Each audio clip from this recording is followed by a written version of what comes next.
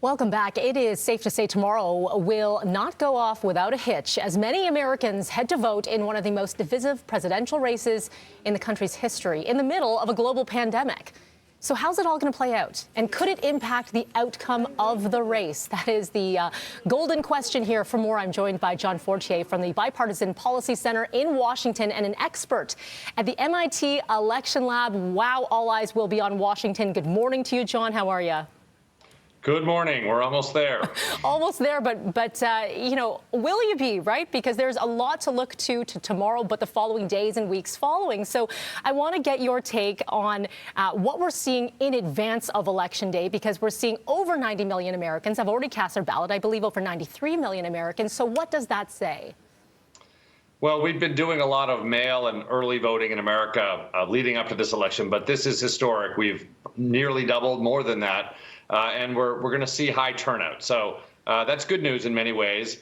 Much of this voting has been done very early, but it also means that a lot of states have changed the way they're voting. Voters are doing new things. And I think there are some issues with potential mistakes in the system, but also the length of the counting time. Some states, not all, are going to have a little more time, or need a little more time to get their election results in. So we may not know the results, at least in certain states, or perhaps of the race, right away on election night. Which could be very significant, considering if this is a very tight race, no doubt. And you talked a little bit about some of the glitches that we could see.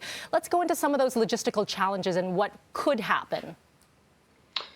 Well, look, I think we're already seeing voters who vote by mail, if they're new to it, they can make errors. They can get their ballot in late. I don't think we're going to see as much of that because so much voting has been done so early, but some voters will have deadline issues, will have signature issues.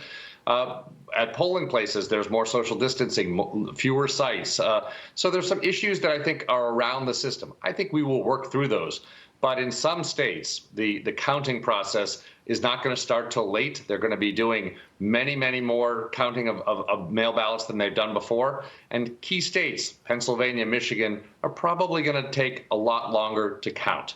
That doesn't mean we might not know the election result on election night if it's not close. But if it is close, there may be some key states that we're waiting 2 or 3 days, or if we're going to recount, a longer time. And that will no doubt be a lot of fun, John. There's a lot of kinks that are along the way. I'm just looking at some of the stats here. So 65% of all Americans are predicted to vote this election. That's massive. We haven't seen that number since, 1908, I think is the stat that we've been looking at here. How do you think this is all going to play out? Obviously, with the volume, that makes it a little bit more significant. But do you think we're going to see the massive lines again tomorrow? And how will that play into all of it? Well, we will see. I mean, one thing is we've had many people vote already, and we don't know the final number we're going to vote. We expect turnout will be up. 65% for us would be historic. But again, Election Day, there are a lot of polling places out there. And since so much of the vote has been voted by mail or at early voting sites, you know, I'm not sure we're going to see the lines certainly everywhere. And it may be that we get through Election Day in a pretty good way, partly because voters have taken the time to vote so early this election. John, do you have any predictions? I know that's a loaded question here, but predictions on how this will play out over the next 2 days. Well, again, if it's not a close margin in key states, we may know on election night. If it is close in key states, especially some of those key Midwestern states, those states are going to take later in the week to count.